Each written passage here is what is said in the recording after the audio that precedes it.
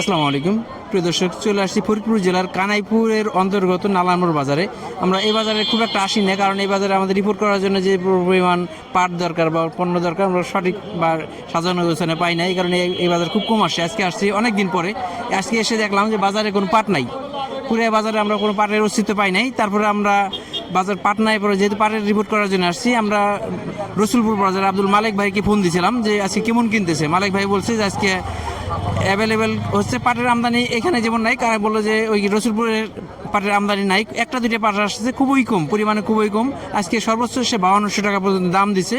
এলো পাটের সর্বশেষ আপডেট। প্রিয় দর্শক, আমরা কিন্তু এই পেঁয়াজ সংরক্ষণ মেশিন রাখি পেঁয়াজ কেনার জন্য সহযোগিতা করছি এবং আমাদের একটা খাঁটি পণ্যের দোকান আছে। আমরা যার প্রয়োজন অনলাইনের মাধ্যমে খাঁটি পণ্য সরবরাহ করছি। আমাদের সাথে থাকবেন প্রিয় দর্শক। আর পাটের আমদানির ক্ষেত্রে আসলে পাট যেহেতু দেখাইতে পারলাম না, এই ক্যাটাগরি হাই কোয়ালিটি পাটটাই 5200 এবং নিচে হয়তো 5000, 5100, 5200 এর মধ্যেই ঘোরাঘুরি করতেছে। যেহেতু পাট নাই, কিন্তু আমার মাথায় ধরছে না যে পাট নাই এই মুহূর্তে দাম হওয়ার কথা। তবে আমার অভিজ্ঞতায় বিগত কয়েক বছরে দেখছি যে এই সময় এসে পাটের দাম কমতে থাকে, এই পাটের দামটা আর বাড়ে না, আবার সিজনের পরে গিয়ে আবার বাড়ে। তার মানে যারা স্টক করছে, আমরা তো ওইভাবে বলতে পারি না, স্টক সঠিকলি বলতে পারবো না, তবে আমাদের ধারণা থেকে দেখি যে এই সময় আসার পরে পাটের দামটা আসলে নিম্নমুখী হয়ে যায়। ফেব্রুয়ারি মার্চের পরে যে পাটের দামটা নিম্নমুখী হয়, তারপরে কেউ একটা বাড়ে না। এখন আপনাদের যারা পাট স্টক রাখছেন তারা চিন্তা ভাবনা করে দেখবেন যে আসলে পাট রাখবেন কি ছাড়বেন।